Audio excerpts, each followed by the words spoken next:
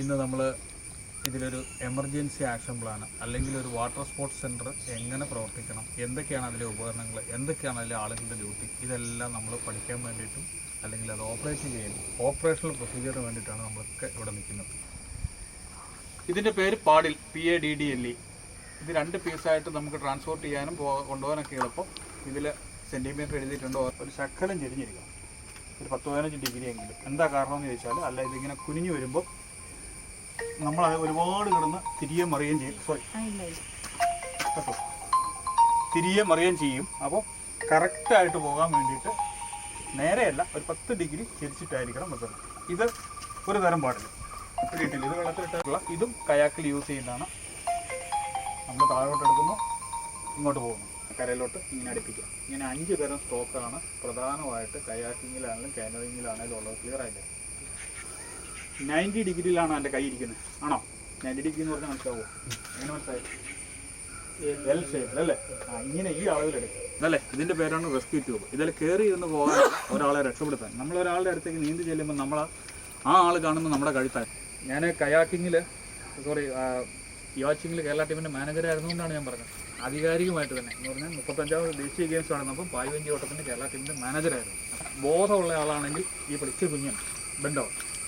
ഇതുണ്ട്, വലത് കൈ കൂട്ടി ഇങ്ങനെ പിടിച്ച് ഇടത് കയ്യിൽ പതുക്കെ നീന്തി അങ്ങോട്ട് എത്തിയാൽ ഒരു തിരക്കുമില്ല, ഒരു ഹറിബറിയും പതുക്കെ ഷോറിലോട്ട് എത്തിയാണ്. എല്ലാ ക്ലിപ്പുകൾ ഇടണം. ഇത് മുറുക്കുകയും അയക്കുകയും ചെയ്യാം, ഓരോരുത്തരുടെ സൈസ് അനുസരിച്ച്. ഇവിടെ കിട്ടുക ഷർട്ടിന് ബട്ടൺസ് ഇടുന്ന താഴ്ന്നിട്ട് തെറ്റാതെ പോകണേ എവിടെ നിന്ന് തുടങ്ങണം, ഷൂട്ടിൽ നിന്ന് തുടങ്ങണം അല്ലേ. അതുപോലെ തന്നെ ഇത് ഷൂട്ടിൽ നിന്ന് തന്നിരുന്നാൽ വെള്ളം കയറാൻ സാധ്യതയുണ്ട്. ബോധമുള്ളപ്പോൾ നമ്മൾ മലന്ന് വന്നോളും. എന്തെങ്കിലും പിന്നെ ഇതിട്ട് കഴിഞ്ഞാൽ 2 ദിവസം വേണമെങ്കിലും പൊങ്ങിക്കിടക്കും. അതിന് മുമ്പ് ആരെങ്കിലുമൊക്കെ വന്ന് രക്ഷപ്പെടുത്തും. അക്കാര്യത്തിൽ പേടിക്കേണ്ട കാര്യമില്ല. വെള്ളത്തിൽ വീണാലും പതുക്കെ കറങ്ങി ഏതൊരു സ്ഥലത്ത് കറങ്ങി പൊട്ടിക്കുന്നത് ഈസി ആയിരിക്കും. ഇവിടെയുണ്ടോ? അതോ അവിടെ ഇരുന്നോ, അടുത്തോട്ടിരുന്നോ, ഈസി. ഇത്രയല്ലേ ഉള്ളൂ സംഭവം. തിരിച്ചൊന്നിറങ്ങി അവിടെ ഒരാൾ കൈ കൊടുത്തേ ഇത് കാണും, നമുക്ക് മാനേജ് ചെയ്യാൻ പറ്റും. അപ്പം I think this explanation is enough for water sports and kayaking കുറക്കെ ചെയ്യാൻ പറ്റത്തില്ല, അറിയാം. അപ്പം പിന്നെ അവിടെ വീണിരിക്കുന്ന ആളുടെ അടുത്ത് ചെല്ലാൻ നമ്മൾ അയാളെ കാണണം. അപ്പം എന്ത് ചെയ്യണം? അധികം താഴ്ന്നു പോകാൻ പാടില്ല. നമ്മൾ അധികം താഴോട്ട് പോകാൻ പാടില്ല, കുറച്ച് പോകാം. പിന്നെ നീന്തി ചെല്ലുക, നീട്ടി കൊടുക്കുക, അയാളെ പിടിച്ച് ഇപ്പുറത്തിടുക, ഇങ്ങോട്ട് നീന്തിക്കൊണ്ടുവരാം. തിരിച്ചാണെങ്കിൽ അങ്ങനെ കൊണ്ടുവരാം.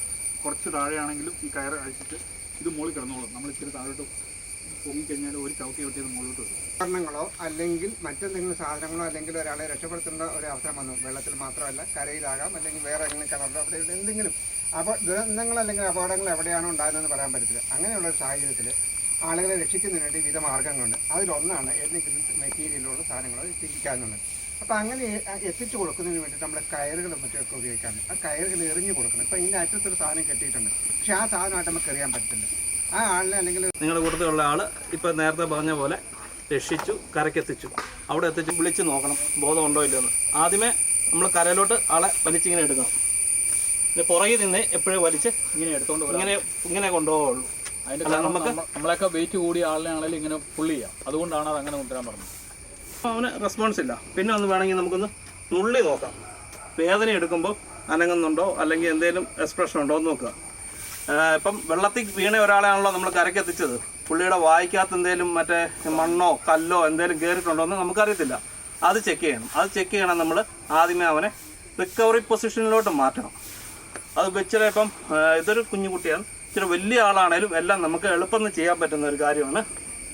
ആദ്യമേ ഒരു കാല് ഇങ്ങനെ മടക്കുക, ഈ കൈ ഇങ്ങനെ പിടിക്കുക, എന്നിട്ട് ഈ കാല് ഇങ്ങോട്ട് ചെരിച്ചിങ്ങനെ ഇറക്കുമ്പം ആൾ മൊത്തം ഇങ്ങനെ ചെരിഞ്ഞ് വരും. അതായത് നെഞ്ചിന് താഴെ ഈ ഇപ്പിളിന് 2 സൈഡിലും സെൻട്രൽ ഭാഗത്തായിട്ട് നോക്കിയിട്ട് വാരിയലിൻ്റെ ഏറ്റവും താഴ്ഭാഗം നോക്കി നമ്മുടെ ഭാഗം വെച്ച് 30 ഇപ്പം ആളെ എടുത്ത് കൊണ്ടുവന്ന് നമ്മൾ കമ്പർഷൻ ചെയ്യുമ്പം 30 കമ്പർഷനും 2 ബ്രീത്തും മസ്റ്റായിട്ട് കൊടുത്തിരിക്കണം. പരിചയമില്ലാത്ത ഒരാൾക്കാണെങ്കിൽ മൗത്ത് വെച്ച് ഇത് ചെയ്യാൻ ബുദ്ധിമുട്ടാണ്. അത് ചെയ്യണ്ട, കമ്പർഷൻ മാത്രം കണ്ടിന്യൂസ് അങ്ങ് ചെയ്യുക. അങ്ങനെ ചെയ്ത് നിർത്തിയാൽ മതി. പിന്നെ നമുക്ക് കിട്ടുന്ന ആൾക്ക് ബോധമില്ല, പൾസൊക്കെ ഉണ്ട്, എന്ത് ചെയ്യണം? നേരത്തെ കാണിച്ച പോലെ റിക്കവറി പൊസിഷനിൽ ഇങ്ങനെ ചെരിച്ച് കിടത്തുക മാത്രം ചെയ്താൽ മതി. കാല് മടക്കി അങ്ങനെ കിടത്തിയിട്ട് നമുക്കറിയാവുന്ന ആംബുലൻസോ ആരെയൊന്ന് വിളിക്കുക, അത്രയും ചെയ്താൽ മതി.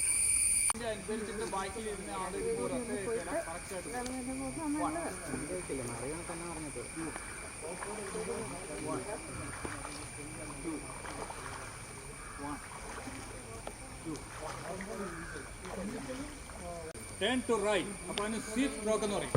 1 2 കിട്ടിയില്ലേ? വീണ്ടും അഗൈൻ നമ്മൾ മുമ്പോട്ട് പോകുന്നു.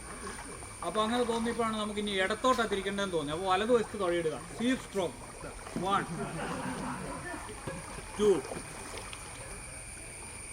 അപ്പോൾ അത് കരയിലേക്ക് വരിക. അപ്പോൾ അത് ഇടിക്കുമെന്ന് തോന്നിക്കഴിഞ്ഞാൽ എന്ത് ചെയ്യുന്നത്? ഷോൾഡറിൻ്റെ ബാക്കിൽ നിന്ന് ആദ്യം തുടങ്ങണം അല്ലേ? ഷോൾഡർ ഏതാണ്? ഇതാണ്.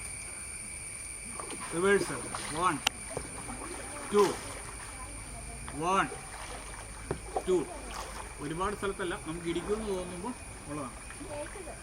പിന്നെ നമുക്ക് നിർത്തി തിരിക്കാൻ വേണ്ടിയിട്ട് രാഹുൽ റൈറ്റ് സൈഡിൽ തൊഴയിടും. അപ്പോൾ വലത്തോട്ട് തിരിയും.